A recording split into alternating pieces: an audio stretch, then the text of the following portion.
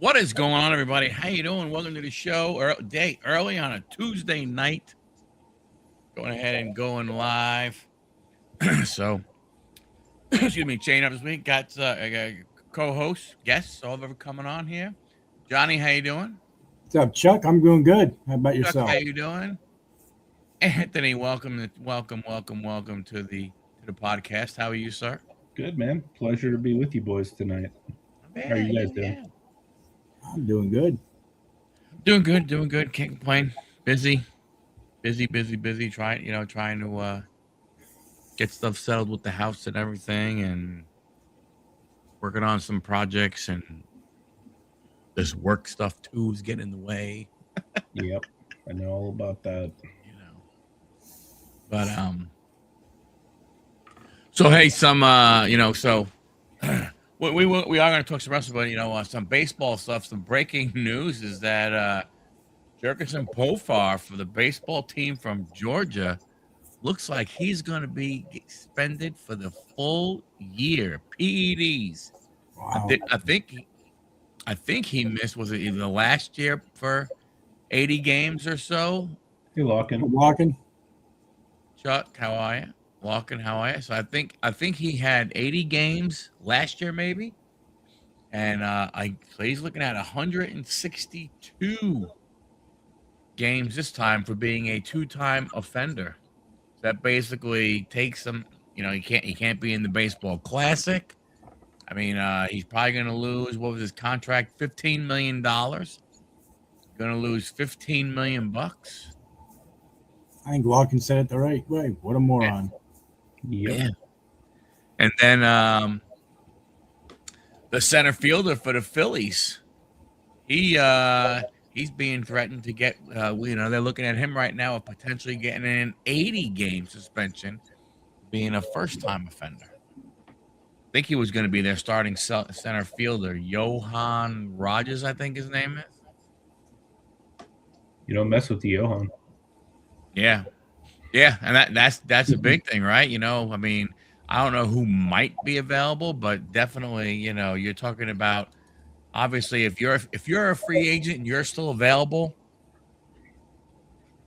you know, eh, you know, I, you're either asking too much money, or they're looking at you and going, you know what,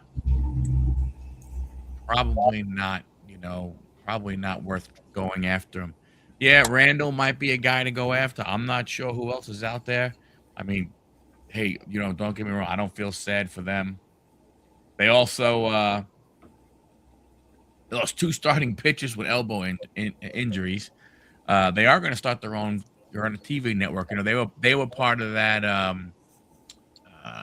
That group of TV guys that broke. That went bankrupt or something like that. Was it Bally's or something? So they were part of that. So now they decided to start their own network. So we'll see what happens there. Giolito. No, I don't. Do not believe Giolito has signed anywhere yet. You know. So hey, it is what it is. Everything. I don't know if you guys noticed, but what do you call it? World Baseball Classic. Some of those teams are starting to play a little bit. Yeah, they're playing. They're not, obviously they're not playing each other yet, but they are. They're playing. Regular games against teams.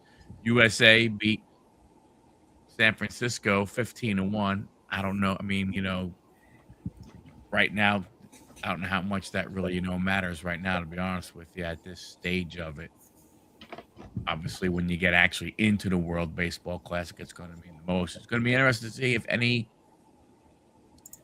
players from teams are able to that are not playing, right? So if you had a star player, or you playing for your country, like the guys for the U.S. and everything, it'll be interesting on if any of the players from the teams that those guys came from, if any of those subs that are getting a chance now all of a sudden, wind up doing any kind of damage, or making them not necessarily. You can look. I mean, it doesn't make a difference. Who the Yankees go ahead and put out in right field while Aaron Judge is away. It's not like they're gonna go, "Hey, Aaron, we love you," but this other guy's doing a lot better than you. But it might give people a chance. might give people more of a more of a chance to go ahead and you know and get. So we'll see. You looking forward to any of the World Baseball Classic? Not me, really. Yeah, I don't really get too many of the like the stations. So unless it's like local stuff, like I don't get a whole lot of especially like the non in season stuff. Mm-hmm. So I probably won't get to see too much of it outside of like any highlights or stuff. But to be honest with you, this time of year, I'm mainly focused on what the heck the Pirates are doing, like what their team's going to look like. There's a lot of like local sports radio and stuff talking about like you're like halfway through the Skeens era and what have you put around them. So like that's kind of like where my mindset's at right now is seeing what the Pirates can potentially bring in to kind of take a stab at this Paul Skeens era, but it's Now not you're bringing in two promising. rookie pitchers. What's that? You're bringing in those 2 rookie pitchers, Chandler, and I forget the other guy's name. Yeah, Bubba Chandler. And you know what? Pitching's not the issue right now, though. We need some bats. Like, we need like a big bat, man. There was like rumors like a year ago that we were going to try to trade for Vladdy. That would be freaking awesome. Like, just anybody who can be like a strong offensive weapon would be just insane to like put with Paul Skeens and like what the actual team has. Because the team's decent, it just doesn't have like that top caliber, hitting that's going to get you like deep into the playoffs. Right. I mean, I don't know. Have to figure something out. What's the talk in Pittsburgh about McCutchen? I mean, dude, everybody loves McCutchen here in Pittsburgh. He's like, he's kind of like a local legend, but everybody's happy to have him. How can you not be? Uncle Larry, you got to have him there. Yeah. Yeah. I mean, honestly, like it'd be nice to have him in his prime, but I mean, I'll take him now. Yeah, I mean, I don't know what the deal is going to be with him. You know, I mean, it's going to be interesting. You know, when they have they have some good young players, they have some good young pitching. But to your point is that what are they going to try and put around them? Mm-hmm. You know, what even even Bubba Chan also, not just Skeens, but around that pitching staff. You have a couple of three really good pitchers. Mm-hmm. Even Mitch Keller. I mean, a lot of people look down at Mitch Keller, but the guy's not hot. He's not the worst guy in the league. Mm-hmm. And so you got 3 decent. You got a superstar pitcher, a rookie who people say is going to be really good. You have another good guy, but to your point, no bats. Mm-hmm. What does I mean? It's tough to go ahead and tell these guys, hey, you got to give up 3 runs or less every single game. Mm-hmm. And that's pretty much what he has to do to do anything. And deep in the playoffs, like against like the really good teams, that's just not possible. Yeah, going to be hard to do. Do you think you got to bring up Griffin this year? Possibly. I mean, I wouldn't mind seeing it. Like if anything, like it'd be cool to see, what we have on them, because like these prospects are a lot of times pretty hit and miss. So it'd be nice to find out so we can at least move on to something else if it's a miss. But I know they're saying that Chandler is supposed to be similar to Skeens, so if he does, that would be disgusting. The part that sucks about your best player being a pitcher like this is you only get to like use him like 1 every 5 games or like however many the rotation is. Like, either them turn out to be real decent for you. That's somebody you could look at possibly trading to get some hitters for. I wouldn't be surprised if they do eventually trade Skeens. Like, maybe Bubba Chandler comes up and he starts like coming on. Maybe they look to move Skeens and see what they can build around Chandler. But I don't know that Skeens wants to re-sign in Pittsburgh. I wouldn't. I mean, I'm from Pittsburgh, so I mean, I probably would just because I'm a homer. But if I was like any other sane baseball player, I'd be like, okay, Yankees, Dodgers, Mets, like any number of those teams, like give me X number of dollars. I know, was it last year or the year before? He was talking how he was not happy being in Pittsburgh. Mm-hmm. Not surprised. But you get the right amount of money, you stick around. He's never going to have the chance to be great here. I mean, like, he'll be good, but he's never going to be great. Like, greatness is like winning multiple championships. Like, he's probably not going to have that window here. We're too cheap. Yeah, and the thing is, so the interesting part with him is if you decide to trade him,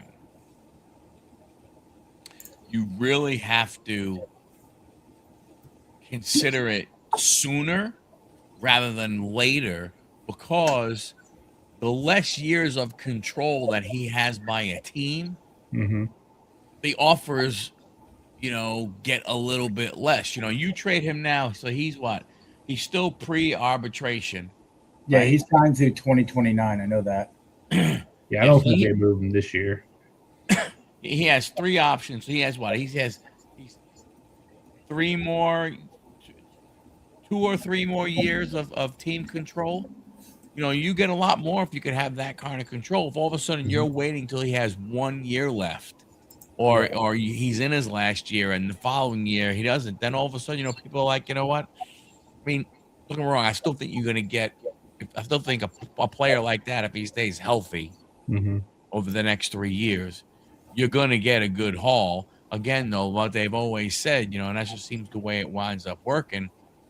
When you have when you have that player who is showing, greatness early in their career, when they still have that team control, if you're not going to be able to sign them, then you gotta, go ahead and trade him, or you get, the offers start to go down. I mean, looking at his contract, he is under team control until 2029. Arbitration is after this year. Right. So I think, like Anthony said, they're not going to trade him this year. They'll see how he does.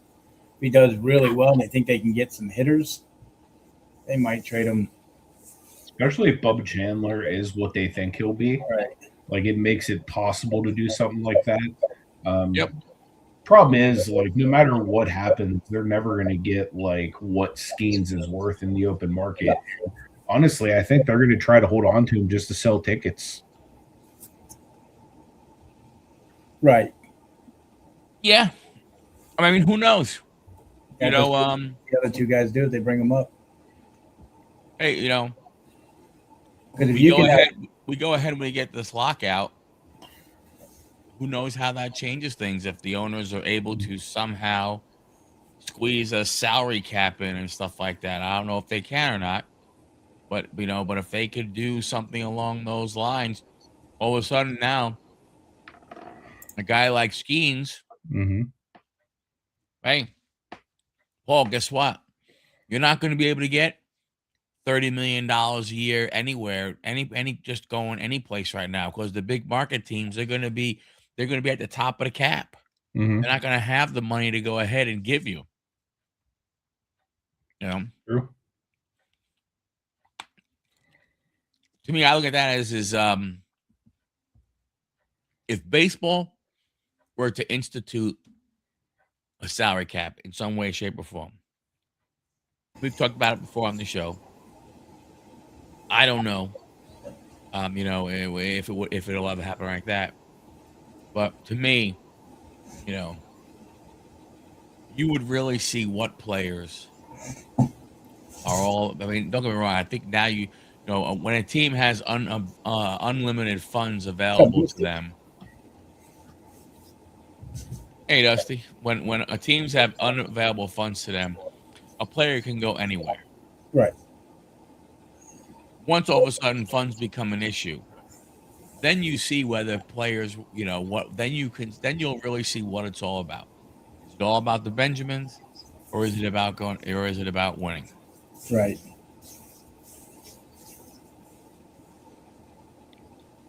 Yeah. True. Yeah. I agree. Excuse me. Um, yeah, but Lachlan, that's another point, and Anthony kind of, said it, is that, you know, you're not going to go ahead and you're not going to get true value.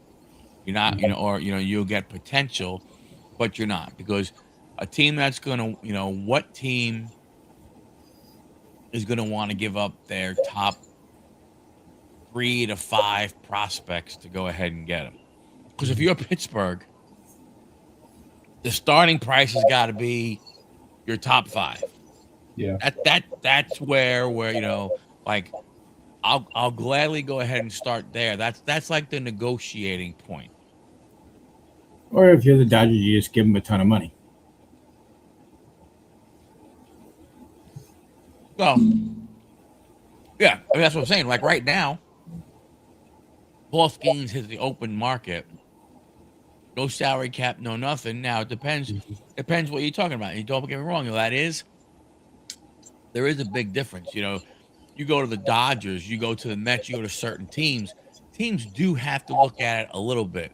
Because if you sign Skeens for 20, 30, let's say $30 million a year, and you're in that luxury tax piece, that 30 million is now 60 million a year. Mm-hmm. Now, personally, I gotta believe, if you're the Dodgers, if you're the Mets, or you're some team, and all of a sudden, you're gonna sell a crap ton of Paul Skeens jerseys. For sure. But you're gonna make, especially the Mets, with the batting that they have. Like you said, Mets and the Dodgers, they both had the batting for around schemes that the jerseys, they would just go off the shelf fast. Yeah, I'm sure somebody on this panel will be wearing one. I don't know, man. I'm leery of buying jerseys. I suffered too much, with some of the other ones, and like, crap, that guy got cut. Crap, that guy got traded. It's like, yeah, I know how that goes. In the closet now, ain't worth nothing. There are a lot of good young players, and it's going to be interesting to see what teams have those young players are going to make a commitment. Dusty says about Ellie De La Cruz. Are the Reds going to go ahead and say, you know what? Okay, there's one guy we got to pay that one guy. Even if you're Pittsburgh, you got to pay that one guy. Are you willing to pay that one guy to keep him there? I think they would be, but I don't know that he's willing to stay. Because, who else wants to come to Pittsburgh? True. Well, Dusty's got a point, because Ellie did turn down a franchise record offer in 2025 that would have exceeded Joey Votto's $225 million. He's under team control till 2029, but he is in his final year before arbitration this year. So similar to what Skeens is in. True, but I agree, Larkin. I believe the same. I think he's overrated. Yeah, Cruz was. When you look at Ellie De La Cruz, let's go ahead, and let's be real here. Last year, 22 home runs, 86 RBIs. He did have 37 stolen bases, 264. I don't know what he's like defensively, but he's another one of these 6'6" guys who are trying to play shortstop, and you don't see that happen a lot anymore. Look with Pittsburgh. Pittsburgh took O'Neal Cruz and moved him out to center field. Yep. Yeah. He's been in the big. He has 420 games played. He has 543 strikeouts. Yep. I have a short that did really well of Cruz striking him out. Skeens striking him out, I should say. I mean, so like I said, to me, it's going to be interesting to see what some of these young players do. Do they, does Pittsburgh, does Cincinnati, do they look at and we'll just use those two players, Skeens and Cruz. Excuse me, do they look at those players the way, Kansas City looked at Bobby Witt, the way, Seattle looked at Julio Rodriguez, try and get these guys, signed, how the baseball team from Georgia has done it, with their teams. I think Pittsburgh does. They definitely look at Skeens as a franchise guy. I mean, yeah, you have to, don't you? I mean, but he does not see Pittsburgh as his home play. His home place. Yeah, no, I'm aware of that. I am happy to have what we have with him. And after that, I'll go back to seeing my Pirates suck. I mean, it's not like the old days where, I mean, guys stayed. I mean, it doesn't even, I mean, and it's not like it's been that, like the time frame has been that short, but I mean, we've seen it, happen now, it's just most of the time guys usually went ahead and got, they just went to free agency and left, but now, stuff with trying to trade, they're trying to get as best they can. They're trying to, work deals here or there to go ahead, and get you can. And, I mean, what good is it if you're Pittsburgh and you're not going to pay Paul Skeens, so you're going to trade him, and you're going to get a bunch of young talent that are high-ranked prospects. What do you do with 2 or 3 of those pan out? You're back in the same cycle going, hey, guess what? We can't pay these guys. Go ahead and trade them and bring in some more, young guys. We've been in that cycle for like 20 years. I did hear that Barry Bonds and Bobby Bonilla are still available if you want to pick those guys up for batters. I'm pretty sure the Mets are still paying him. They are till I think it's 2034. I think it's in their 60s, but they got a good year left in them. Heck, bring back Andy Van Slyke. Put them all out there. There you go. Yeah. So I don't know. I mean, it's good again. As looking for as baseball's getting, hearing some things. Certain players are doing pretty good. But now all of a sudden, we're having the injuries are popping out. Stone for the Dodgers, inflammation in his elbow. Nolan McLean, which really sucks. Vertigo symptoms, and he wasn't able to get to the WBC. It's like, oh, come on, man. Are you kidding me? So Rogers for the Red Sox, he needs shoulder surgery, probably going to be done for a while. So here we are, a couple weeks in, and we're already starting to get players, out for the year. Out for the year, all kinds of injuries and stuff. And and WBC isn't going to help. Because they're not getting their normal work in. And so we'll see some of that rust and stuff happen. But I like baseball a lot. So even though the whole idea of the World Baseball Classic, I don't really, care about it too much. But it's baseball, so it's good. Hayes, Gonzalez, Davis, Johnson, York. Need to look at hitting coaches. Yeah. Pittsburgh. I mean, they got some young talent. It'll be interesting to see what happens with them. I mean, Nationals also, right? And they've had. I mean, they made a heck of a trade. They got some good talent from Mackenzie Gore too. But again, there's the same type of thing, right? Mm-hmm. We really weren't going to pay. We at least got some bats. We just don't have any pitching. Right. But what I'm saying is, there's a guy you're probably not going to pay. So what do? You trade and you get young talent back. You get a first rounder, the guy who got drafted in the first round this year. I think you had another first round, a guy who got drafted a couple years ago in the first round. So you get the young talent. But again, okay, that's great.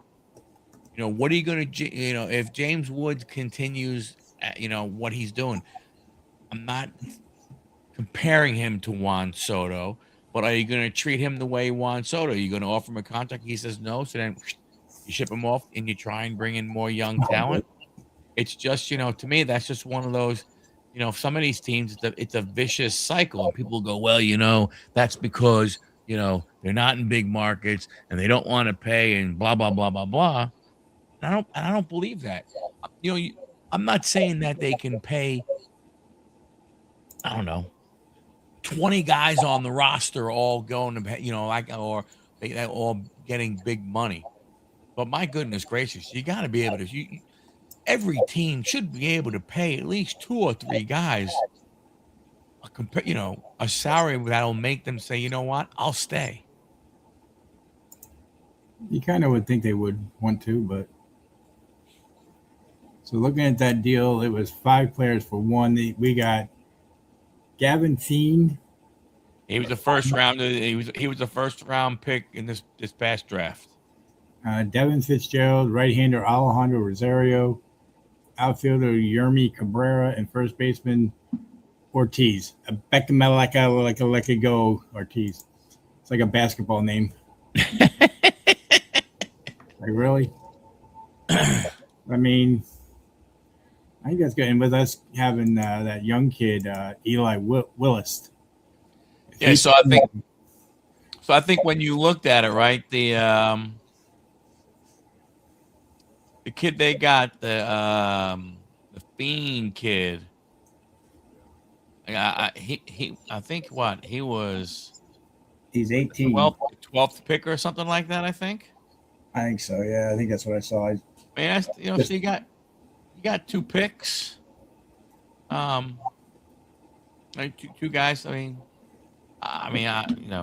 Who knows? Again, you can say whatever you want to say about a bunch of these guys that you get in the trades and so on and so forth. But who knows? I mean, in reality, a good young farm team. It's not number 1 or anything like that, but I mean, I think they're pretty decent for what we got. If 10% of them pan out. Well, yes, but I think the thing that you have to look at overall is what are you going to do with them, right? You made this trade, okay? Now, so again, if Willits, he's supposed to be really good. You have Cruz, who's supposed to be really good. You have Woods, so.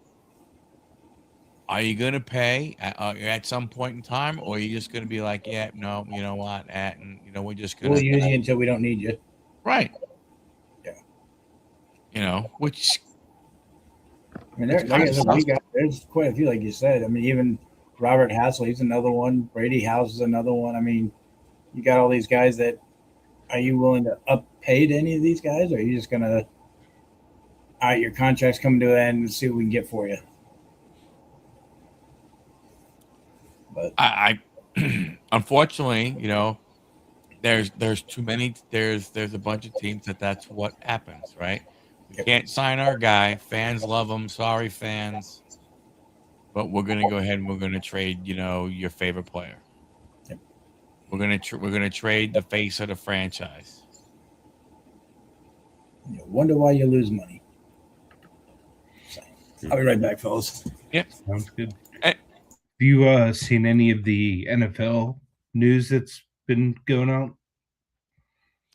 I did see that Kyler Murray might get cut. Yeah, that's the news. Apparently, I just saw something on. I watch a lot of obviously Steelers YouTube and stuff like that, but a bunch of the Steeler YouTubers are reporting the Kyler Murray thing right now, basically saying that it could be an opportunity to kind of get like one of those Russell Wilson like contracts where you pay him like 1.3 million for the year. Yep. And basically Arizona pays like the other 35 or however much he's owed. So it's like a 1 year, almost like prove it deal. I think I'd be for that. You know what I mean? Like I'd probably rather go that route than Rodgers. What do you think? Like you've had Rodgers as your quarterback before. Would you rather have Murray, who's a little bit younger, or would you rather have Rodgers, who's a little bit more proven? I mean, although I believe Rodgers is probably still a little. In my opinion, I think he would be a little better talent wise. I just think his age. I mean, I would rather go with with the younger guy. Now that being said, I don't necessarily want Kyler Murray to be signed by the Jets. Would you take him over Justin Fields? Oh yeah. Mm-hmm. I think either way, what's his name? Mike McCarthy's able to hopefully develop a quarterback. So I've been hearing like really good things about Will Howard, which I'd love to see him do well. He won a national championship at Ohio State. But yeah, I mean, it's just interesting to see Kyler Murray out there for like nothing right now. I also saw that the Seahawks did not use the franchise tag on Kenneth Walker. So it'll be interesting to see if he leaves. Yeah, that one was interesting. Bengals also did not franchise Trey Hendrickson, so he's going to become a free agency. Yep, he'll be gone. Yeah, that'll be a big pickup for somebody. And then the Colts gave Danny Dimes the transitional tag, which kind of figured they needed to lock down a quarterback. Yeah, the Jets put the franchise tag on Breece Hall. I think the thing that Murray that gets me is this. If you bring him in, right, you're locking yourself into a certain type of offense, in my opinion. Like, I don't believe that, he's a pocket passer type guy. Mm-hmm. So, with that being said, so if you were to bring him in, right, and you have a Will Howard, aren't those contrasting styles? Absolutely. You know what I'm saying? So what does that do? How does that, are you putting in an offense that is right? If you're trying to think, hey, well, let's see what we have in Will Howard. Okay, you're gonna install one type of an offense. If you're going with Kyler Murray, you're gonna do another type of offense. I just don't know what that does. Even if you let's say didn't believe in Will Howard, and you're gonna go ahead and say, you know what, I'm gonna use one of the later picks, and I'm gonna take the kid who plays at Penn State. He did get hurt. I'm gonna take Drew Aller. Mm-hmm. Drew Aller's 6'5", got a rocket cannon of an arm. Kyler Murray's 5'9". I mean, you know what I'm saying? Like, two contrasting styles. What does Aller learn? I can see Aller getting drafted by us too. If he lasts to like the third round, maybe. So I think they're going to go receiver probably in the first round, unless they can trade for one. Well, I think from Aller's going to have talking to listening to some of the really, really, well, at least I should say the people who claim that they're really, really smart with the NFL stuff. A lot of them think Aller might be a fifth round guy, but you go to the combine, you're a little bit more healthy. You're making every single throw. You're 6 foot. I mean, he's like Josh Allen type size, I think. Yeah. And if you think you could go ahead and get that guy, again, we'll just looking at it from the standpoint of is who do you want him learning from? Mm-hmm. Do you want him learning from Kirk Cousins? Because there's talk that Kirk Cousins might get cut. Honestly, I'd rather have him learn from a Rodgers than like a Cousins type. The only thing with Kyler would be like somebody to come in and like compete like against like the young guys. But Yeah, I mean, if it's merely learning, like Rodgers is definitely the optimal choice, and I'm pretty sure they've said that like that's the path they'd like to go is Yeah, Rodgers coming back. I mean, I think Kyler Murray would be a great fit for the Jets. He would be. thanks. If nothing else, he could be like a Marcus Mariota tiered rookie quarterback that comes in, which I'm hoping we re-sign here soon. But I don't, like I said, I don't know if Murray would be ready to go ahead and have that, have that rookie underneath his wing. But like I said, to me, depending on who it is, like I don't know if there's another Kyler Murray type quarterback in this draft that you go, hey, you know what? If we're gonna pick that guy, let's take Kyler Murray because now we can institute the offense that we want the young quarterback to learn because our current quarterback plays that style. That's my only thing about Kyler Murray with him from that standpoint. If you bring in a young guy, you need to, to me, that's the way I look at it, from that standpoint. You know, that's why I said when the Jets were bringing in Justin Fields and we're going to go ahead and potentially draft a quarterback late in the draft, maybe take a chance on in the fifth or sixth round. And I'm like, why? What the hell is that guy going to learn from Justin Fields? Yeah. So you're going to have a guy who's 25 years old trying to go ahead and teach a guy who's, 21, a guy who's on his fourth team or third team, versus so that's the only thing that gets me. That's one thing that's to me that's the issue with these with football when you have a lot of these guys getting cut and everything. It's how they fit into what you want to do as a franchise as a starter. If Kirk Cousins get cut and he's willing to take up and he says and you had a good rookie and you say, hey, this is the guy we can have him. He'd be a great backup. That's the perfect. But to sign a guy who gets cut to teach your quarterback, to me, needs to have the same type of play. what about a Joe Flacco? Still Rodgers and Flacco probably, but I mean Flacco's not like terrible as far as teaching young quarterbacks. Or I think he'd be a decent person to. I mean, he's won Super Bowls. Like he's been a Pro Bowler. He's done pretty much everything. So he'd be a good teacher. But I still think like Aaron Rodgers would probably be a little bit better, especially since he's already familiar with the team and everything. Although Flacco does need a Steelers jersey to get the AFC North Infinity Stones. I don't know. It's it's with Mike McCarthy there in Pittsburgh. Yes, he has the history with Rodgers. I don't know. To me, I think that's the safer way to go than to either just go with a Howard or bring somebody else in. But you better have, but the problem you have is,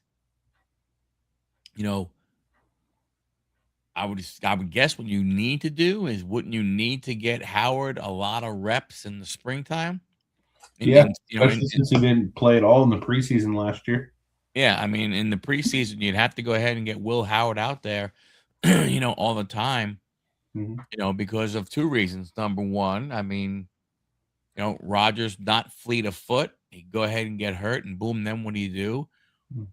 Well, Rodgers is on a year-by-year deal now. He don't feel like playing. He's going to be like, you know what? I'm done, man. I'm just going to. I'm sure you're used to that, huh? Yeah.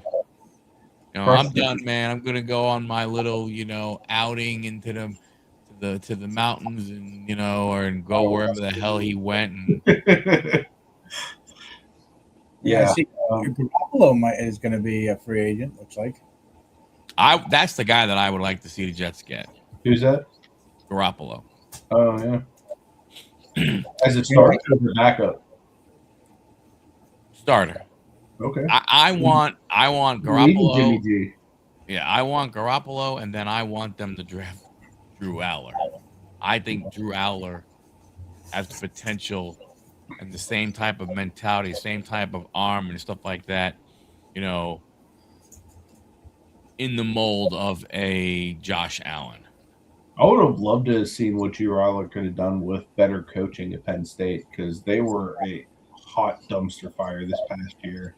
And they were one of the favorites to win the national championship at the beginning of the year. So it's going to be interesting to see if he lands in a good position with a decent team around him and a coach that knows how to develop a quarterback. He could be dangerous. Yeah, I mean, he's got to go a right situation. But think about it when you look at it, though, Anthony. John, it's that there's a lot of not necessarily great, but there are a lot of good young quarterbacks in the league. So no matter how good a lot of these guys are, there's less and less teams that gotta have a quarterback. True. Like if I'm the Rams, it may not matter, but I'm telling you right now, if I am the LA Rams and second round, third round, I'm looking at a guy like Drew Aller to learn from Matthew Stafford for at least a year, maybe a little bit more. Holy cow. And then in that system with the McVay, Yeah. that's that would be a good position for him to go ahead and be in. Didn't they just draft a couple quarterbacks recently? Like I know they had a Stetson Bennett, and didn't they get like one other guy recently? I think so. Yeah, but I don't think it was anybody. Like no one high or anything like that. No. You have Stafford, but well, no, I think it was last year. I think in the draft last year, I think a lot of people thought that they would potentially go ahead and do, but no, that they did not go ahead and I don't think they drafted anybody last year as a quarterback. Yeah, because Stetson Bennett. If they did go ahead and draft someone, he's not even showing on the depth chart. Okay. So you don't want to keep Thyroid as your training quarterback for your rookie, huh? No, I don't. Because he's another one where the style. To me, I think like I said, to me it depends on who you draft. Like I like Aller. If they were to draft Aller, I would really love to see a Jimmy G. Even I wouldn't even mind a Kirk Cousins. But I don't want a guy who's a scrambler who has to have the pocket move and everything, because then what is the quarterback learning? And I don't know, be honest with you. Look at what we have heard in the past about Kyler Murray, of little things that had to be, again, I don't know whether they were true or not, but that whole thing about the contract that he had, about the, studying this, that, and the other thing. I mean, if a guy has that type of perception around him, is that the guy you want potentially going ahead and training your future franchise quarterback? So I'm going to bring up a name that probably goes right along with that, would be Kaepernick. You bring him in, something like that, with all the stuff around him. Well, he still has it. I mean, he started to go downhill before he got cut, but isn't he in his? I mean, probably in his late 30s now. I was gonna say, isn't he middle 30s?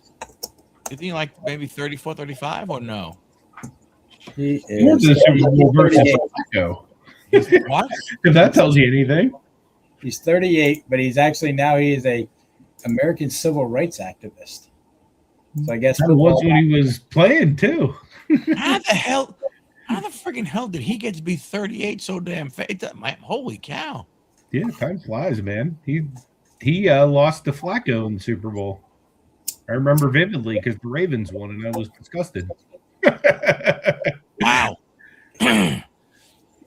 I mean, I used to watch him, at Nevada, because when I would watch, the only time, when the kids were younger and stuff like that, we were playing, we were on the baseball, softball field on Saturdays, all day long and everything. So the only time I really got a chance to watch any kind of college football was when I'd be able to sit down finally and chill out at, 10:30. Well, at 10:30 on ESPN or the channels, what are you getting? You're getting the West Coast games. Mm-hmm. And you're not even getting, when it was the Pac-12, maybe, but most of them you're getting is like the Mountain West and all that kind of stuff. So I was always watching Boise, BYU, Nevada, San Diego State. I was watching, those teams play and everything. True. But I don't know. I think this is a tough draft. This is definitely a tough draft from a quarterback position. I don't even. I mean, even I know Mendoza's going to go number 1, but I don't even know if he is really, He's going to be all that. if he's going to be all that. Now everybody says, when you look at his demeanor and the way he's going to be, he's going to put the work in. To be a really good quarterback, he's going to put himself in a position to be a really good quarterback by putting the work in. But I don't know. I mean, right. That's the problem you have also, Larkin, where they go. Yeah. I don't think where they go and who is there. Now, who knows? Maybe, but from that standpoint, people going, oh, the Jets should trade anything the Raiders want to go. And I'm like, no. Did the Raiders hire a coach yet? They did. They hired the Seattle offensive coordinator, Kubiak. They hired him. They hired him the Monday after the Super Bowl.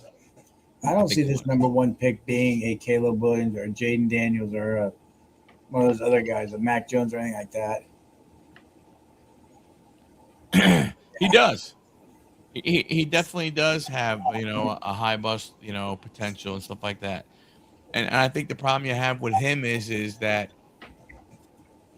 I don't think his ceiling is high enough to I don't know. Look, I mean, we can say whatever we want to say, right?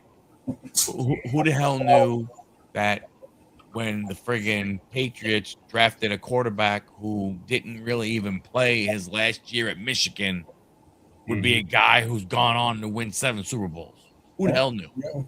Now, I understand the franchise. What?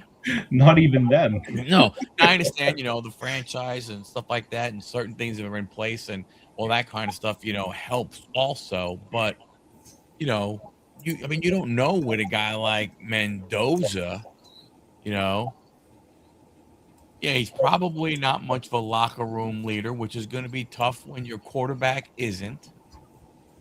But to me, I don't see him being the guy in Vegas that's going to be popping into casinos at 3:00 in the morning. True. He doesn't give me that kind of vibe that he's going to be out there. You're going to have to worry about him, Johnny Manziel. Right. You know what I'm saying from that standpoint. So who knows? You didn't see, nobody saw Montana drafted, 3rd round, number 82, being what he is. Right. That's what I'm saying. You have there's nothing that you can look at and say any of these guys. People still talk a lot about the kid from Alabama, Simpson. Mm-hmm. He's better than what you've seen and so on and so forth. Well, how's he better than what you've seen? Because all you can go by is what you see. Right. This Mendoza guy could end up being a Ryan Leaf. Yeah. If a guy goes ahead and sucks, you don't go, yeah, but he's better than that. What do I go by? Why? Because when he's in a T-shirt and shorts in practice, he's throwing perfect passes. Who gives a shit about that? Yeah. Now, Mike, if he gets drafted by the LA Raiders and he says, "No, I don't want to play for you," can he do that, or is it just automatic? He has to play for them. I don't know. I don't know if that's a. That would be interesting to see. You're drafted in the first round by the no, I'm good. I'm going to stay right here. Good, next. No, but I'll tell you right now. I'll tell you right now. Dante Moore for Oregon did that because of NIL. He went back to school because he knew he was going to be drafted number 2, and all reports are that he did not want to play for the Jets. He said, "Screw it, I'm going back to Oregon." How's that make you feel about him?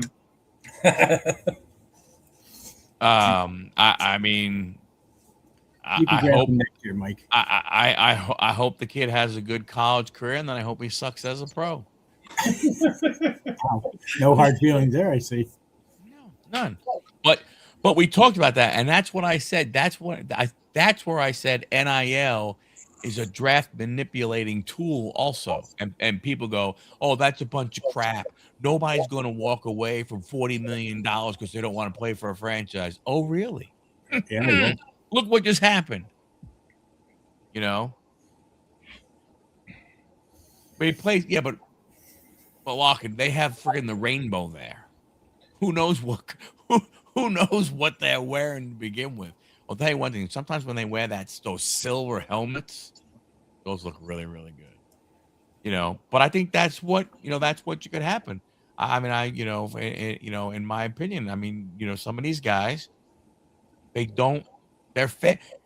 Again, everybody thinks you need to go ahead and make, $50 million, $80 million to be taken care of and be comfortable.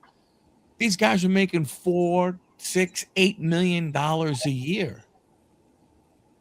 2 years of that, they've made more money in 2 years of college than a overwhelmingly large majority of Americans in their regular jobs are going to make in their lifetime of working. So none of these kids really have. If you're good, you don't have to go to the pros anymore. You can go, you know what? Screw this. I got enough money to go ahead and live the rest of my life. I'm good. I don't want to go ahead and get CTE and think about killing myself when I'm 32 years old. Right. Yeah, you got that right, Larkin, with those colors for sure. Although next Wednesday should be interesting for us because the 11th day is that. And next Wednesday things should be interesting. That's when the trades and signing of free agents is for the NFL. So that should be interesting to see what goes on there. Yeah. Hoping to see a wide receiver come to Pittsburgh. What wide receiver are you looking for? I mean, anyone that's as good as DK Metcalf or slightly worse. I've heard a rumor Brian Thomas Jr. for a second. I'd be down for that. What about Tyreek Hill for you? I mean, I guess I'd be okay with Tyreek too. He's a little older and he's also dealing with injuries and stuff, so wouldn't be as thrilled with Tyreek, but I would take him, especially because I think Rodgers could do some damage with him. I mean, you could always get Pickens back. I would take Pickens back. Did they do anything with him? Who, Pickens? Yeah, the Cowboys. They not that I know of yet. Yeah, let's take a look. I don't know. They placed the franchise tag on him. Okay. He's a Cowboy for next year. I tell you the thing with Tyreek, I don't know why, but I have a feeling I just see him going back to Kansas City. Probably. Cool. I mean, I just see him going back there. I don't think he can play this next year, right? Because didn't he have is Tyreek an ACL? Yeah. Right. So he's probably out most of this year, if not all of it. But I could definitely see him going back to Kansas City. He's not going to have to sign for a lot, right? He's done one of these deals where Miami's paying him.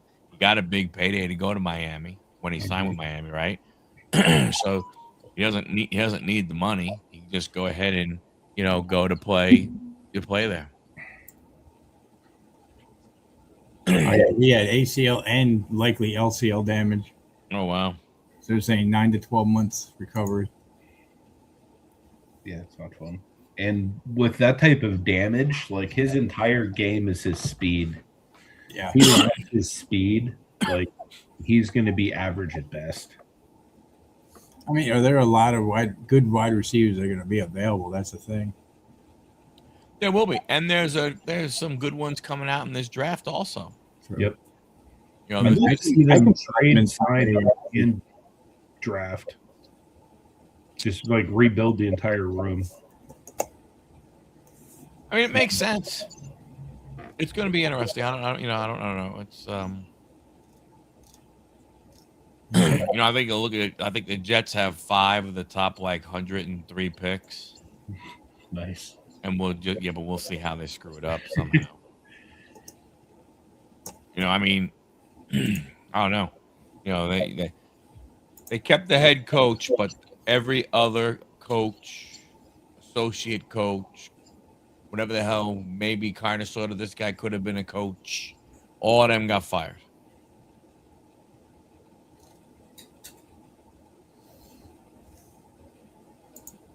Oh God. Hey, we might have a troll here. Yes, you do. I'm gonna die. Uh-oh. We can have a. Really? We can have a. If we can have, Locking. Hey, Puddin', I sell my underwear too. If you'd like to have some. Locking, if you could go ahead and YouTube. If you could kill that, Locking, it'd be appreciated. Do you think Odell Beckham gets signed this year by anybody? Who's that? Odell Beckham. I don't think so. No. I don't think, I think you look at some of the guys that are going to be available. Again, obviously we have to wait, right? Because you're not 100% sure, of what's going to unfold with certain things.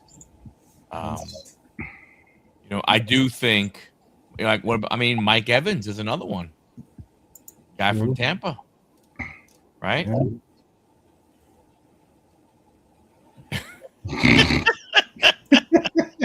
Oh, you never know. Maybe Puddin' will come back. Probably. I got to cut down in. Puddin' could have came on. So looking at wide receivers that are Tyreek Hill, they show as number 1. Trey Hendricks, I don't know what he played. It says ED for his position. Trey Hendricks? Yeah. He's an edge. He's an edge. Mike Evans, like you said, Lattimore, which is useless. Trevon Diggs is going to be out there. Khalil Mack. I think we're going to re-sign Debo. Travis Kelce. Really? Yep. He's an unrestricted free agent. Not saying he will be by that time, but I mean, let's see, other ones. Obviously, Rodgers. Now they go into quarterbacks and everything else too. But I'm not seeing those are the big. Tutu Atwell. There you go. From the Rams. I'm not seeing any big names besides those that would be worth going after. If, like I said, these are what they are right now. They could, by the time the 11th is, they can be signed by re-signed. Not that, but then then again, when we get a little later in when what is it? Usually in June or something like that. All of a sudden, some more stuff. So, I mean, it'll be interesting to see who's available, what quarterbacks are available. Right now, we only know Murray. But again, there are Malik Willis is a guy who's a free agent. Yeah. For him subbing in for Love. Couple times he's going to get a look, but again, I look at him and people go, "Oh, Malik Willis to the Jets." Okay, I'm not totally against it, but Malik or Fields? Well, Malik, by far. I mean, there's no. Is there any starting quarterback is. who wouldn't take over Fields at this point?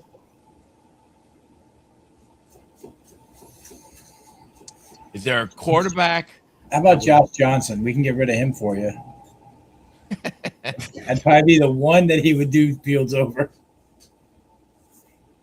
No, but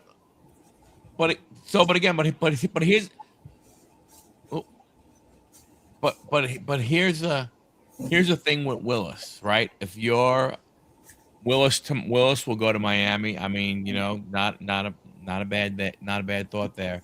But like, here's the thing: Willis is 26 years old. Mm-hmm. So if you're gonna bring him in, where is your commitment? Right. And if you talk to him and you go, "Hey, Malik, here's really what we're gonna do.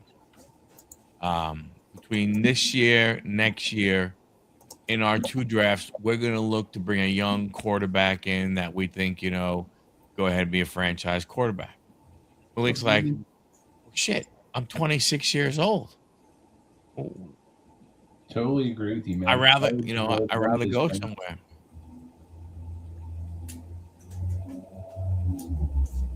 Yeah, Exactly. got that right. Looking at landing spots. And how you doing, Ziggy? For Cousins, you're looking at Minnesota, or signing with Miami, or Jets, or the Raiders, possibly even. I think Cousins would be a good fit for you guys. They're in New York. I think. Yeah, I mean, quite honestly, so the only reason why, you asked about Justin Fields.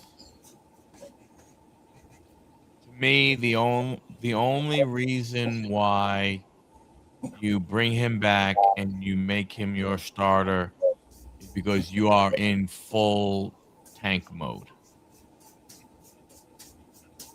That's the problem. See, the problem with the Jets is that they're.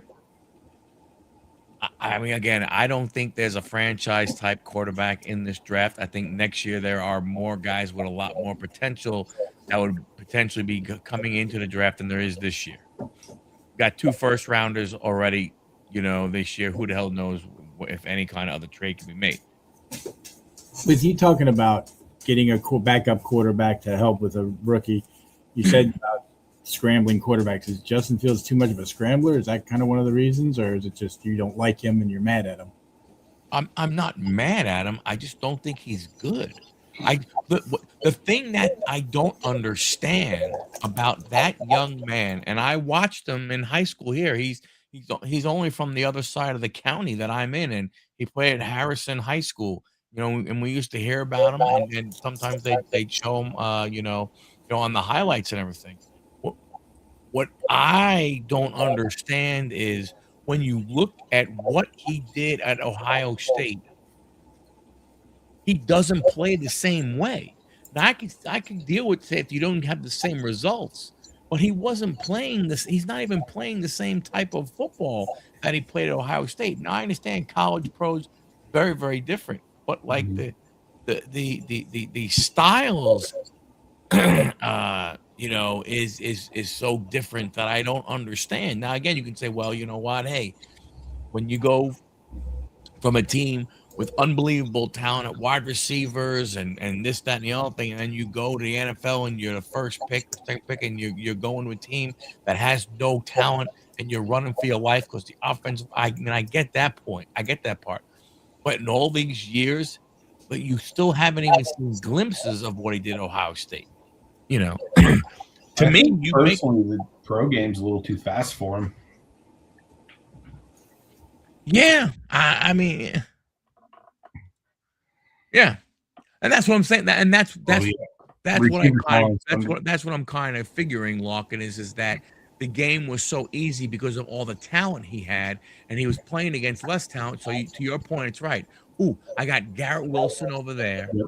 I got I got whoever the hell somebody. I got I forgot the other kid from Ohio State on the other side. He had Jeremy Rucker as his freaking tight end. You don't need to go ahead and be special. No, it wasn't Jason. That would be too late. Yeah. It'll be interesting to see what happens. Yeah, like I said, I don't know. It's a Olave and Garrett Wilson. Those were the two. that's right, Olave. I Yeah, thought it was you know, JSN for a minute, but he was drafted too late. but that's but the truth of the matter is it really doesn't make a difference what they do with all these picks if Aaron Glenn is not the right coach, then none of these guys are going to develop. Right. I mean, I mean, that goes for any team, right? If if you don't have, if you don't have the right coaching staff there, you don't have the right support system, none of these guys are going. I mean, they're very rare are they going to become really good players if their coaching staff kind of sort of sucks. What do you think of Aaron Glenn? Do you think he's the guy for the job, or do you want to see somebody else come in there? I mean, honestly, I'm more towards leaning he's not right than he is right. Um, and one of the things that makes me kind of sort of believe that is again, you're the only coach left out of the entire staff after 1 year. That was basically a brand new coaching staff. Mm-hmm. And the only guy who remained is the guy who was in charge. I mean, so and then he goes, I'm calling defense this year. Because he didn't like what Wilkes did. Okay, so then what good defensive coordinator are you going to bring in, or it's going to want to go there going, hey, you're going to be my defensive coordinator. Now, you're not going to go ahead and call any plays, but you'll be the right. You're the chef, but you're not going to do any of the cooking. You're going to stand over there and you're going to watch these other people do the cooking. Like I just don't understand the theory. Cut the vegetables for me as I cook. Julianne those carrots. Would you there, son? Don't worry about it. You're the chef. We'll give you the title of head chef, but you're going to Julianne carrots. Mm-hmm. So I don't know. I mean, that's going to be the offensive coordinator here in Pittsburgh because McCarthy's going to be calling the plays. Right. Although I could see it being an okay thing. Like, say McCarthy takes a guy under his wing and he really teaches them, like, hey, this is how you master offense. That would be an okay thing. But just to have the guy cutting carrots and not learning, like, how the actual recipe comes together, that would just be not worth it to me. You, my friend, are going to be the guy that boils the water. If the Steelers want to cut me a check, I'm happy to boil some water. So we'll see. We will see what happens. But we did have a big weekend in wrestling this year. Yes, we did. We had the Elimination Chamber. I think this is one of the first time it was all faces that won too. Yeah, not a heel that won at all. No, there was not one heel that won. I think, if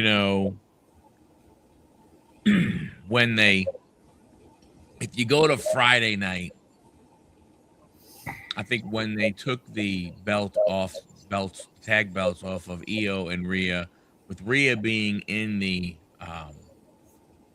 being in the chamber match, I think it became inevitable for it to go ahead and be her, because if you look at who the participants were, you're like, which one of the other ones are you gonna you're not gonna put Kiana James against.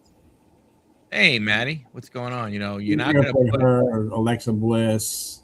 Yeah, you're not. I just don't. I just didn't see them as being opponents for Jade. Well, I did think it was going to come down to Raquel and Maria. I thought those were going to be the last two, but you're welcome, Maddie. Well, what the thing about that was what didn't kind of sort of make mistake is I just can't see them breaking them up at this point in time, and going ahead and having Raquel go to Fridays if she would have win. True. I mean, I honestly, to me personally, I hope they plan on taking the belt off of Jade. I mean, she is.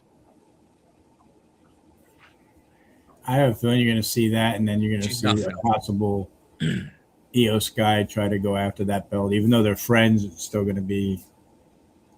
She's going to want her belt back. So.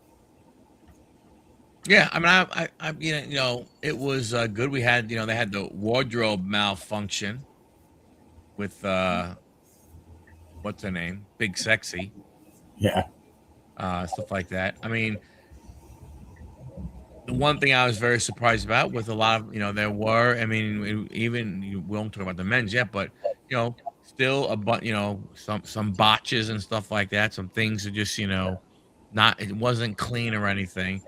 The crowd was, I mean, the women's chamber was probably the best match of the night, but the crowd really wasn't, much of anything.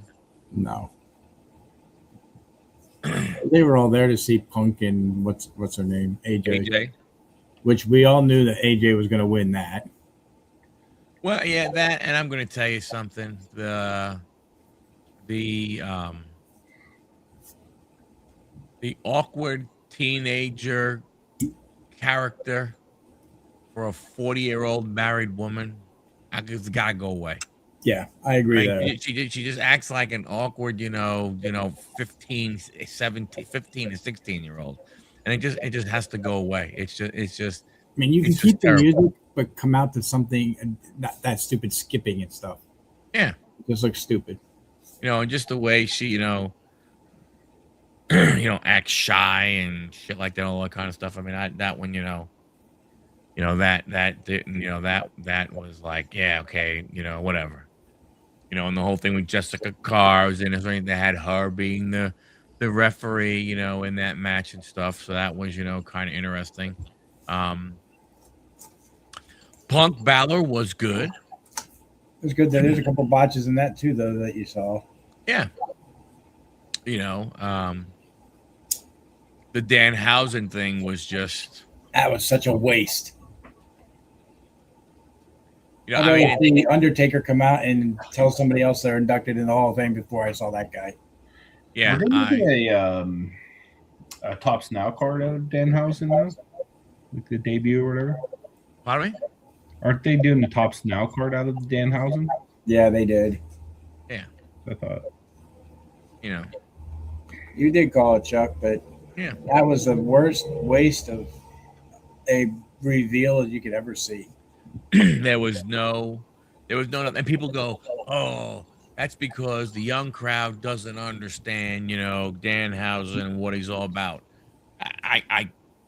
While I don't disagree, I agree that the young crowd definitely does not understand the nature of his character. If there are those that think he is he's full-time on WWE, he's not a full-time in-ring performer. That's not what he does. Right. Dom's got a point. He's awesome, but the debut was terrible. He should have debuted him in a completely different way. Yeah. Again, when you look at some of the other things that he does from the character, like when are we at some point in time, hopefully, I know it's gonna be backstage or even if it's in the ring, whatever it may be. But him and R-Truth together is gonna, will be fun. Yes, it will be. Because just to have him come out and just do, here I am, blah blah blah, and then he's gone. It's like, why? Have him come in and interfere in a match or something like that. But that's not what he does. No, but I mean, it would have made more sense to me than just, okay, here he is. Yeah. It was like 10 minutes wasted of the PLE. I mean, again, he's more of a character. Then again, I don't even know how good of a wrestler he is, though. Right. R-Truth can be, the way he is, but he could go in the ring. Right. I don't He's think built like a wrestler. Not Danhausen just looked like he was somebody they plucked out of the crowd and said, "Here you go." the girls, his valets, whatever you want to call them, some of them were taller than him. I know. In fairness, R-Truth did get to grow up watching John Cena, so he had a good role model. I understand that. I understand that. You know. So then move on to the men's match. But I think but honestly, I think Larkin makes a good point there. Danhausen just doesn't seem to fit in the WWE. Now maybe he does. Chuck said he's a good wrestler.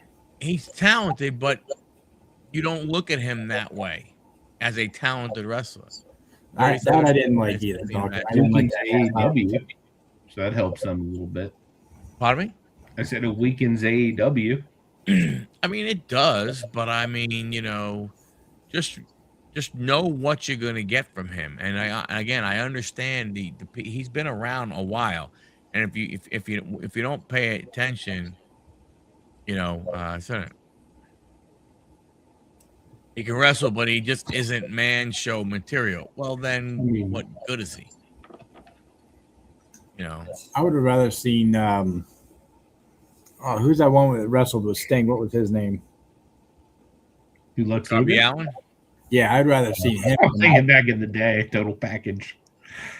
Lex Luger's a little bit. No, again, right. I mean, he wasn't even being on AEW for that much. So I don't know how it'll be interesting to see how WWE uses him. Yeah. Like one of the things they said with him on the wrestling channel on Sirius, I think it was Bully Ray said what they should have happened, and I know I'm going to Raw. We'll get to the men's chamber. But it's like when the Judgment Day was there and Danhausen put a curse on him, Dom should have done something like in that middle of a match where all of a sudden he just like froze. Yeah. And boom, then something happened to him and he'd be like, what the hell happened? That's because I cursed you, something along those lines. Yeah, something like that would have made sense. Yeah. But I mean, it just doesn't. The men's chamber, again, I like LA Knight. I'm going to stand on the middle rope, jump to the top rope, and do an elbow. And miss it. That misses. Lately, it seems that is missing more and more. So, in my opinion, LA, stop doing it. Take that one out of the repertoire for now. Maybe practice it a few more times. Yeah. I mean, Javon Evans, I thought Logan Paul almost killed the young man. Well, I don't know if that was a work, but when you look at that replay and he tried that pulverizer or whatever it is, I just wonder if, Evans was too tall and he couldn't go ahead and couldn't get him all the way around to do it, because holy cow, man, I got to believe that wasn't a work, because as soon as he hit the ground, bam, that hand, went right to his head and stuff. Right. I mean, I had a feeling Randy was going to win that. I don't know why. I just had that feeling. I didn't expect the way he won it, but I knew the Masked Man was going to be involved somehow. And I read somewhere the Masked Men, most of them that we didn't know who were, actually go to Seth Rollins' black and yellow wrestling training place. And he was bringing them in as that. So, which would make sense. And if his place is in Iowa, they're in Chicago, not that far. Right. From that standpoint.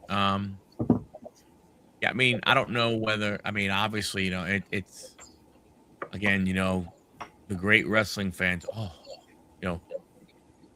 Punk, Seth showing up and stomping Logan Paul. That's long-term storytelling, because if you remember, Logan Paul did that to Seth. No, that's not long-term storytelling.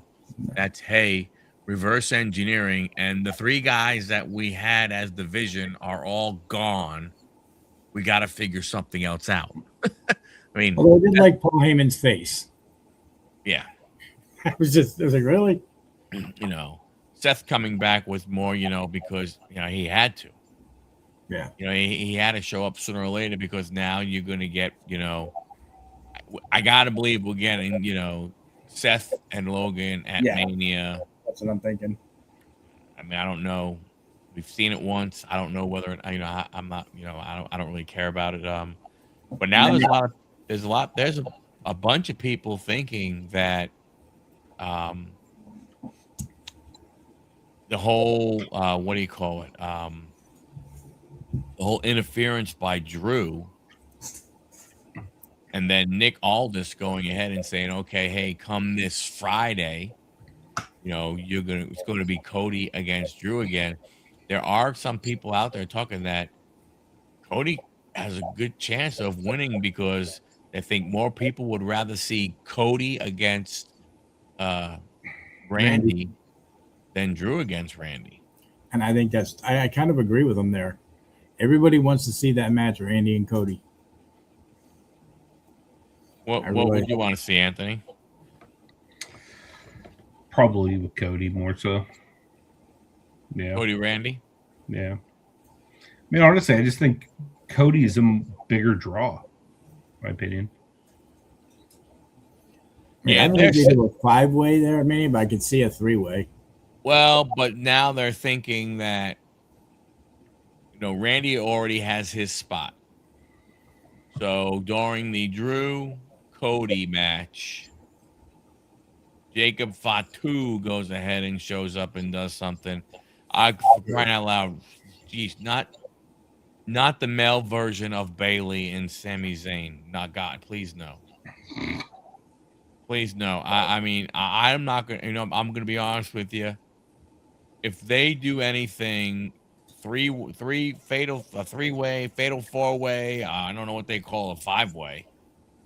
I think a 5-way would end up being like a steel cage match, probably. But to me, then don't have that as your main event. No. Please don't have that close the show on night 1. Because even at that point, if you were to have all those guys in the ring at one time, it's just going to be bad. It's going to be madness. It's not going to be a good match. It's not going to be fun to watch. Right. From that I think what standpoint. could possibly happen with this is, like you said, well, people are saying Cody wins the title, goes to Mania to go against Randy. Somehow Drew gets involved without being seen, gives Randy the win, and then at SummerSlam probably goes after Randy.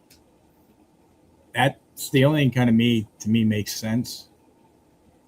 Because then you have Randy gets his 15th. Doesn't have to hang on to it long. I don't see what's the deal with Randy getting 15. Who cares? He wants that. He wants to be above Triple H, and he wants to try to catch John Cena. I know that. I feel that's whether WWE sees it that way, but I see them giving him his 15th. Something tells me that. I mean, I just don't know what that does. I don't either, but I mean, I just see him giving it to him. Maybe, like you said, he doesn't hold on to it long, but no. Well, Lockin, there's only, I mean, right now in reality, there's only 3 definite matches, just because we don't know what's going to happen with with the men's. With Drew's title, we know we got Roman and Punk. We know we have Steph and Liv. We know we have Rhea and Jade. At that, we really don't know. It would be. You're going to have It would be a AJ Becky match probably for some reason. Why I don't know. Well, here's the worst part. Didn't AJ sign like a 3-year deal? I mean, if she did, oh my goodness gracious! And you saw her promo on Monday. Yeah, that was bad. I mean, she after each sentence, she kind of had to stop and kind of look at the crowd to see if they were going to freaking react. It doesn't say; it just says multi-year, full-time deal. Oh, Indicating it's not a one-off or a cameo. So even still, multi-year means at least 2. At least. And she came back. She's been around what 6-8 months. So you still got another friggin' 12. You still got another 18 to 16, 18 months of her. I mean, again, we talked about it. Oh, let's put it on this 40-year-old friggin', 40-year-old teenage gimmick, one rather than putting it on Io, put it in on Julia. I mean, for crying out loud, I don't really care for her, but I would rather see Lyra go ahead and have it than AJ. Right. I mean, you have all this talent. Again, you have this talent just sitting there, and there are a lot of very talented women wrestlers. The problem you have is in my opinion, is that you have a batch that are here, and then you have a gap.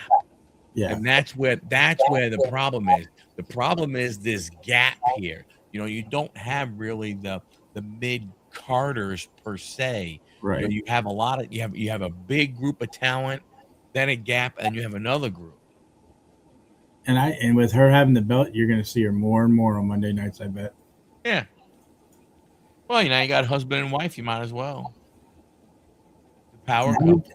What did you think of the Monday night with the whole Rollins stomping Heyman? I liked it. It was very interesting. It had an old when they went with the whole ambulance and crap like that whole thing, of Jimmy attacking Theory, and then LA Knight being the guy driving. I mean, that had more of like an attitude era. Like it's kind of like Stone Cold driving McMahon off. It's kind of like the first time that it was kind of like the first time that they really put Knight in that Austin type role. I'm not saying that he wasn't, but like you actually saw him do some stuff like that, Right. But to me, all right, now let's see what comes out of it. I don't know. I mean, I think but it's funny that I thought, oh my goodness, wow, we're gonna wind up getting, Rollins and Logan at Mania, but then they have that's what I thought was going to come out of a Saturday. Yeah. We go through Sunday, get the same feeling, but then you go to Monday and you're like, wait a minute. They attack Jey Uso, then the Uso, Jimmy's going against Theory, and Logan comes in, and then Jay comes in. So now are you telling me that we could potentially have a Logan and Theory against the Usos For the tag team titles at Mania? Well, no, because I think you would still have to have that. Well, you could have that night one, I guess. The Seth versus Logan match. But you're not going to bring Logan back and put him in a tag match then.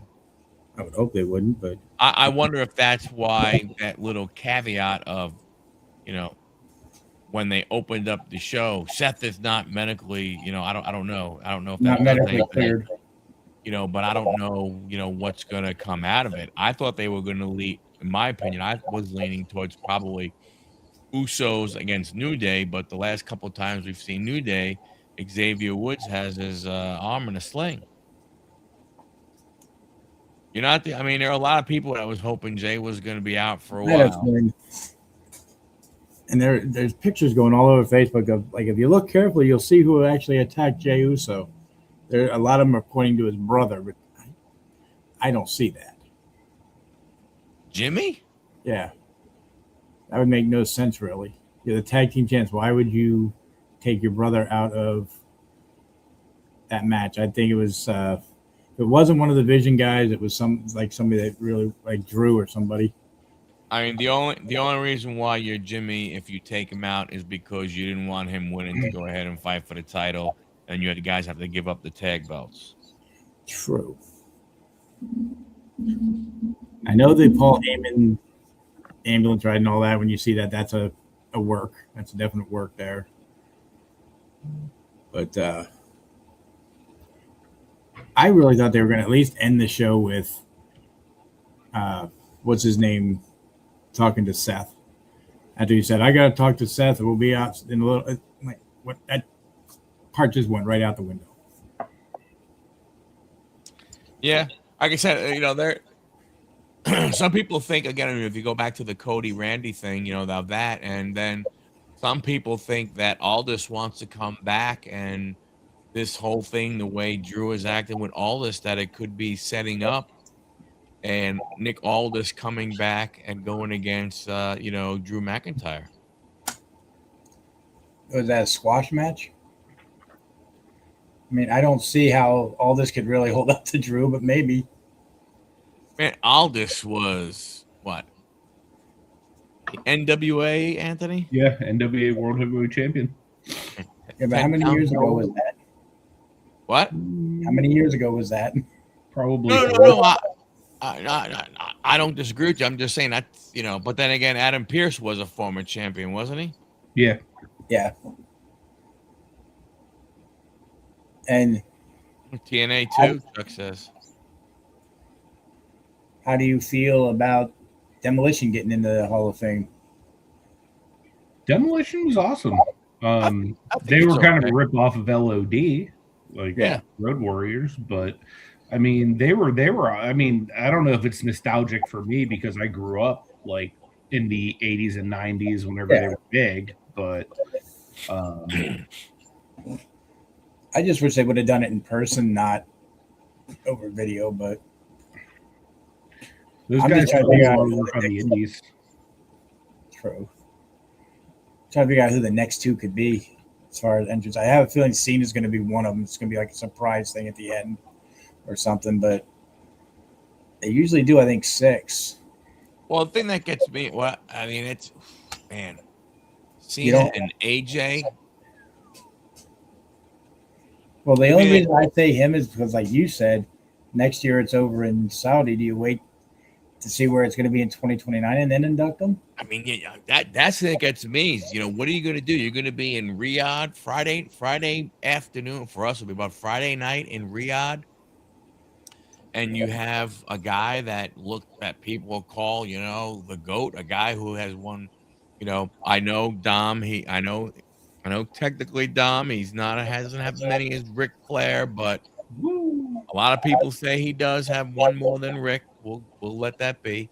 Bray's already in, isn't he? I think Bray got in last year, Larkin. Oh, did he?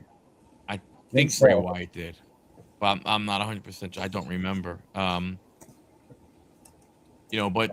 that's what you're gonna have. You're gonna have John Cena, go into the Hall of Fame in Riyadh. No, he's not. Bray's not. No, as of early 26, Bray Wyatt. Oh, then you're that probably would be a good one to go. Yeah, and then you would need your TV personality person. I don't know who's left on that list, but or it could possibly be. I don't know if Brock's ready to, but I don't think he's going to be really doing much in ring anymore. He should just go in. Who? The Rock. Yeah, IRS is in hospice. Yep, it sucks. Monday night was lackluster to me. It didn't really. Oh God, no, Chuck. I mean, besides for the Paul Heyman thing at the beginning, that really kind of was the big thing of the night. Everything else just was that. Gunther versus what's his name was just stupid. So you're the career killer. Yeah. You beat up Dragon Lee. And took his mask off. Took his mask off, but you didn't show anything. You just took it off because you couldn't put him to sleep with it on. I'm thinking, is that why? Was the mask stopping the sleeper from being, Anthony, from being in the ring? Does the mask stop the sleeper hold from working? It does not. It does not deactivate the sleeper. What's up, Craig? Good to see you, man. Craig. What's up, Craig? All right. Okay, but you're the career killer. You have a match with Dragon Lee. You beat up Dragon Lee. You do all those things to him. Dragon Lee shows up next Monday. How are you still? How are you the career killer? Yeah, I agree. And Locke and I agree with the mask spots are just ridiculous. Yeah. You know what I'm saying? I mean, I was happy to see Penta win the Intercontinental from Dom. Yes. I definitely expected interference at some point. I thought the same. I thought Finn. Although I see Finn did stop JD. I thought Finn was actually going to cost. Because now I mean, now to me how you gonna really generate heat off of that? Yeah. I mean, Are besides they gonna get into they're gonna get into a shoving match in the clubhouse? him stopping JD, really, I mean, yeah, that might cause a little friction, but I thought really like, okay, he won.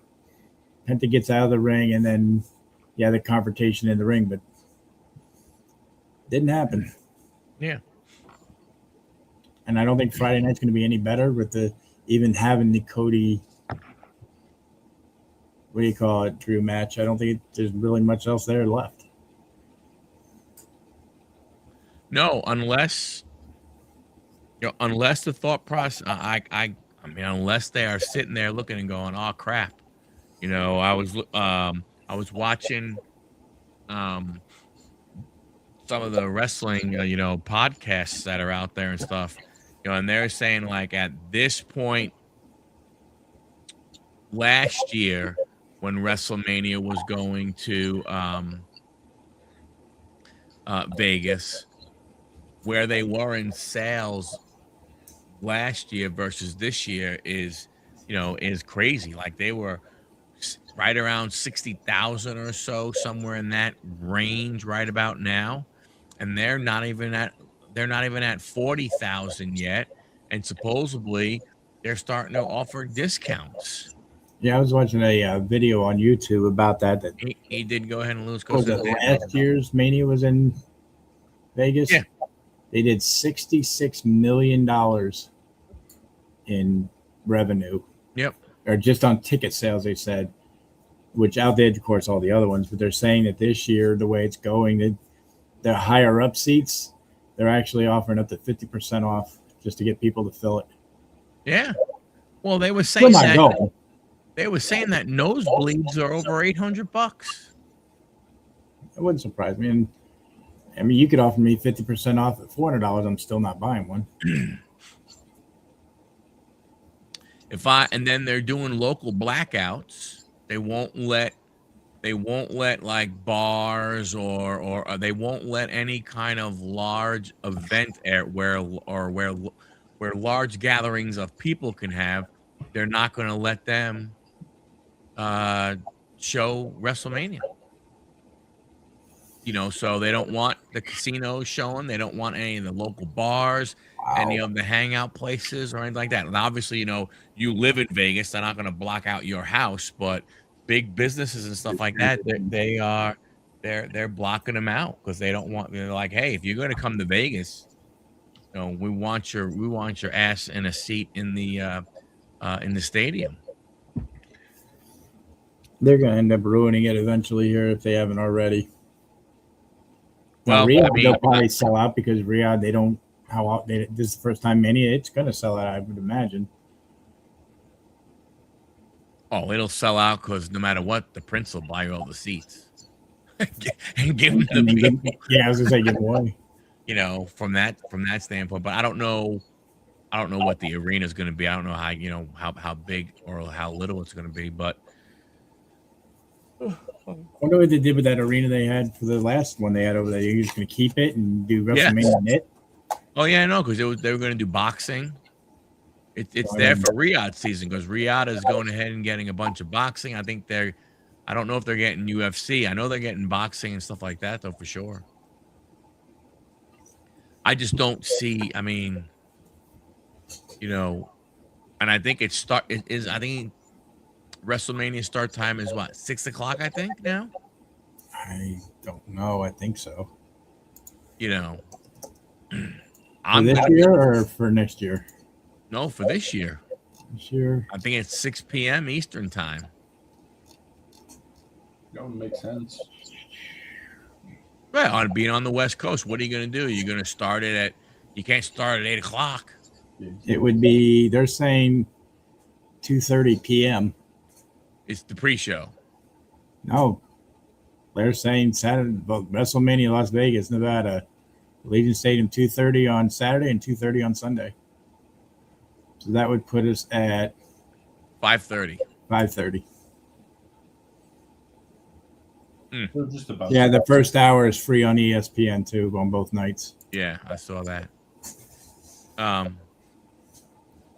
But I don't know. I mean, it's going to be interesting. I mean, you know, what they're going to do again, like Larkin was saying, from a match perspective. I mean, when you look at the 3 matches that we know for sure who the participants are, I mean, out of those, the only one. I mean, I'm looking forward to. I mean, I'm not saying looking forward. I want to see, you know, Rhea take care of. Yeah. Jade, so we don't have to see her, any really that much anymore. You know, I want to see Roman win because I don't care whether it's just I want to see that. Liv Stephanie is going to be interesting. I don't know what we're going to get from there, and then we don't know what the other one is. But after that, really, we don't know. We don't know what it's going to look like. One other match we know of is whoever's going to face Brock Lesnar. So that's a guaranteed match. We just don't know who's going to be in it with. That's right. That's right. So we know 5. Last year, what? There was 12. There was 6 each. I think so. 6 or 7 each. Yeah. Yeah. So I mean, do you do a Seth Rollins Logan Paul, or do you do Logan and Theory versus the Usos? I mean, Theory and Logan versus the Usos makes more sense to me. Hold off, Seth for a while, have him do something else or whatever, and try to keep him till either one of the Bronson or Braun come back. Well, Bronson is with his bicep. That's got to be what, 6 months? Is it that, or is it? Injury. What are they saying for that?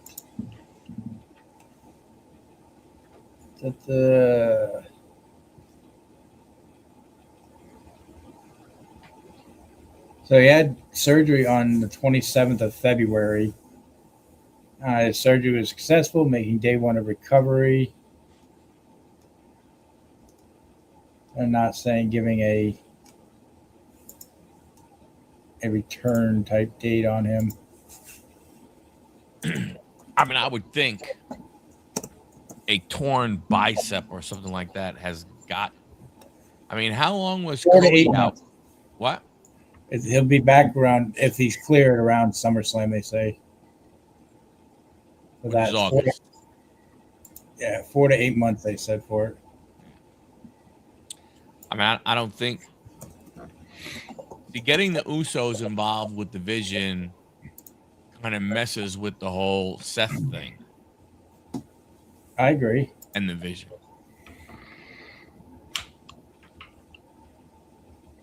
Well, I don't know. Well, looking at Braun Breaker, they're saying his is a 4 to 6 week, which is standard. His exact time remains unconfirmed. Despite injury, there's hope that he will be back in time for WrestleMania 42. If he does or not, I mean, they don't really need to build a storyline for him and Seth. That could be an impromptu match the Monday before WrestleMania, possibly, if he's able to go. But doesn't he have to at least show up and have some kind of even a verbal confrontation with Seth?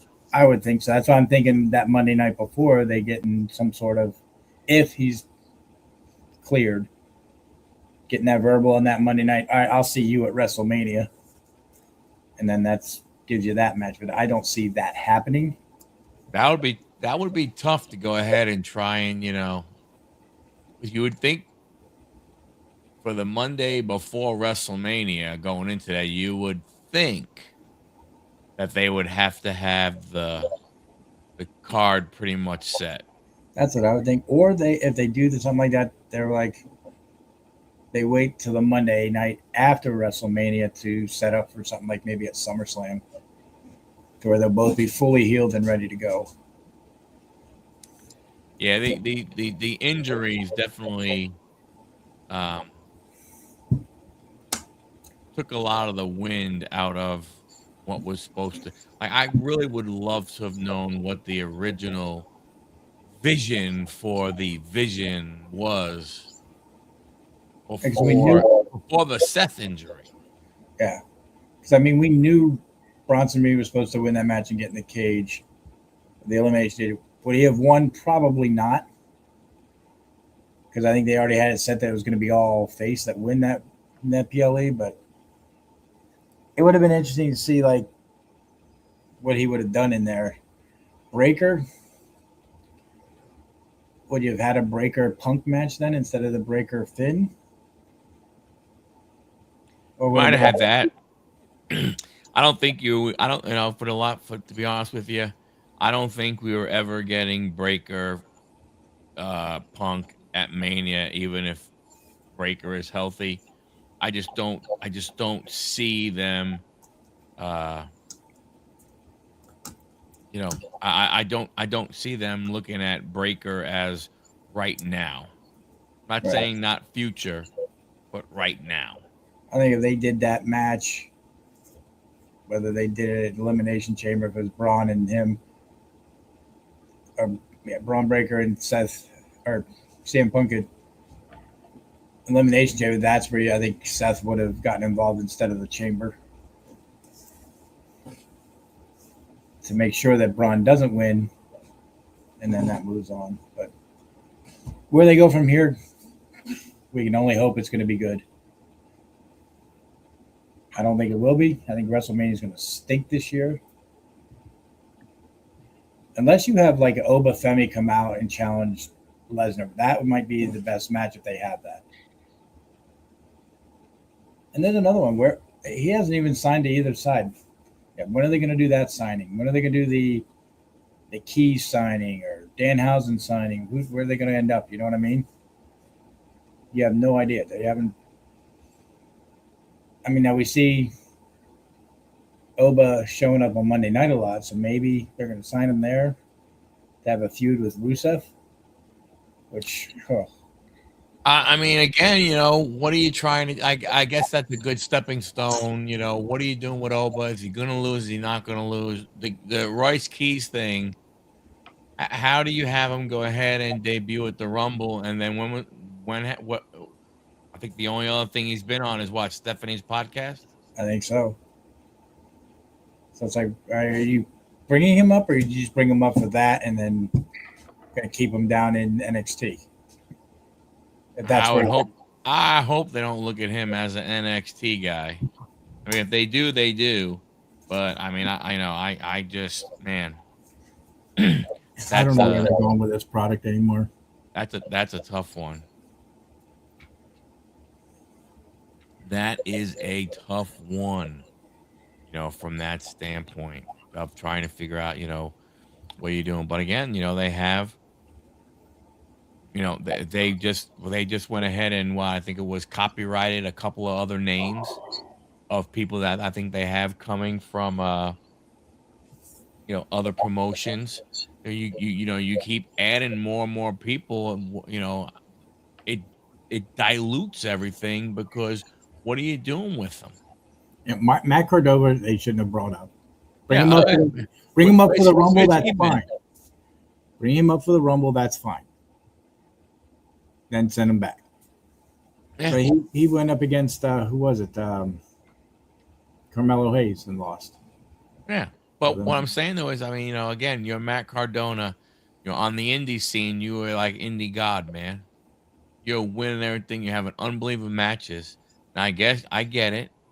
Your wife is in WWE, so I understand. And maybe you go, hey, you know what? But man, to go ahead and go from Zack Ryder to making not knowing what was going to happen when you get cut, to making it to where people that are now getting fired from AEW or from WWE or from TNA are going to you and saying, "Hey, how do I go ahead and make it on the indie scene?"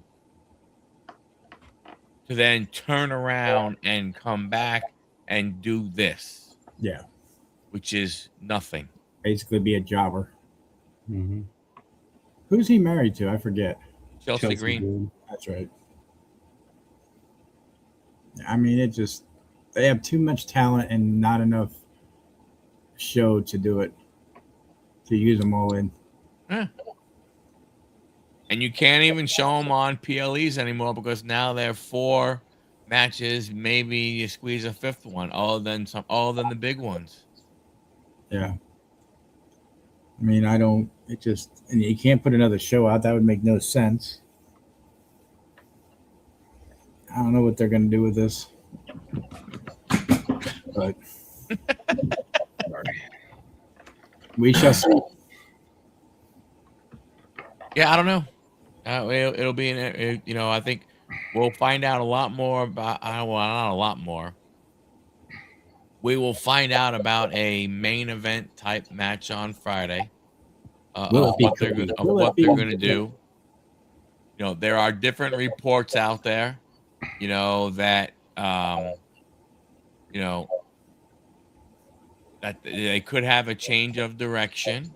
With the whole thing with the chamber, with the way that went, and some people are saying, it's not about Drew, but they just think that, if there's ever going to be a chance for Orton and Cody, This is it.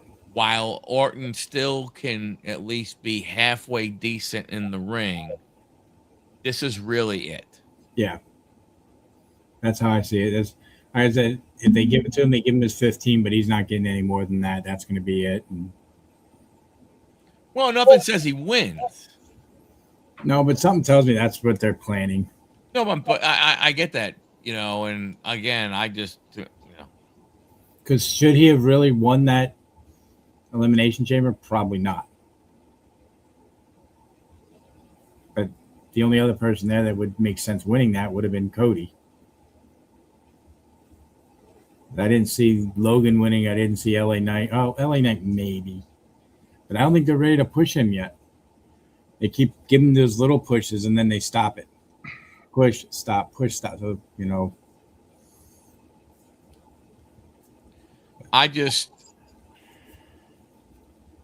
don't know. I mean, killing WWE. That's all I'm going to say. I guess the Randy winning 15 is a nice story.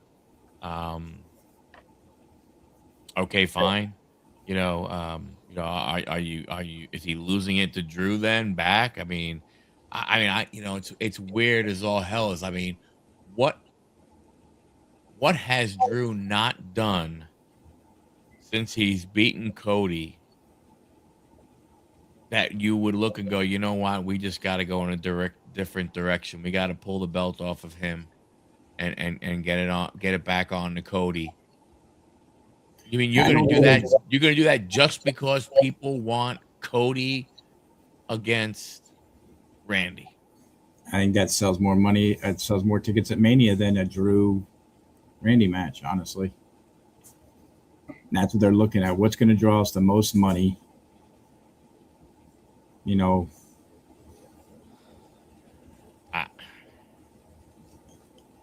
don't get it. I don't know. Not a big fan of Drew's. I mean, yeah, he's half decent in the ring. He's pretty okay on the mic, but I mean, he's not. I don't think he's a face of the company by any means, or face of Friday Night even, really. But hey, stop it. Who knows? It could be the beginning of the turn of Cody, but with Drew there, I mean, how many more heels do you need? Yeah. That's the problem. I mean, Drew, his character work right now is so good. So good. Oh no, I'm not saying he's not better than those guys. I'm just saying that if you look at over the years with Drew, I just don't think he's a face of Friday Night SmackDown by any means. Roman, he's a part timer. They put the belt on him. I mean, yeah, I'd like to see it on him, but how often are you going to see him be challenged for it? How as often is he going to show up to do it? I mean, that's the thing with him. You can't have Roman lose another big pay-per-view PLE. I would hope not. I mean, he hasn't won. I mean, gosh, I mean, you can't have him. I mean, he doesn't. I mean, I know he doesn't have any movies or anything like that I've seen coming up. So, I mean, he would have time to be able to wrestle it. You're bringing him in that match to put Punk over?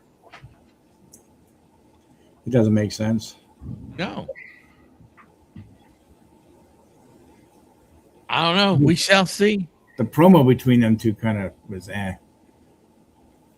mean, it was until, Punk, I'm going to bury you next to your father. Yeah. Which is. I like how Roman kept using his real name. I was waiting for CM Punk to come back and say, well, Joe, how do you feel? You know what I mean? That's what I was surprised about. That's what I was definitely surprised. He never called him Punk. It was always Phil. Yeah. I was expecting, and I think maybe that's why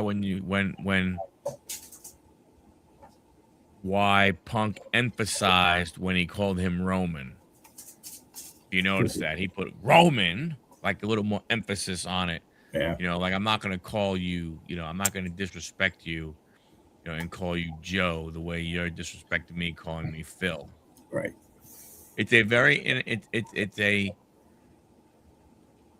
it's a match that neither one needs to advance them, their characters, their careers, or anything like that. Do you think I think Roman needs it more as more of a solidify some stuff. Right. Do you think they possibly turn this into a buried alive match? With what CM Punk said there at the end? Or a casket match, something like that? Nah. I would hope not. I didn't care for those matches, but I think personally, I think casket matches ended with Undertaker. I don't see a character out there. Could you do something else? I don't know, a strap match. Could you make a cage or something along those lines? But I don't see those other ones. I don't last man standing. One of the or 10 count, whatever the hell that one is. Stuff like that. True. But I just don't necessarily know.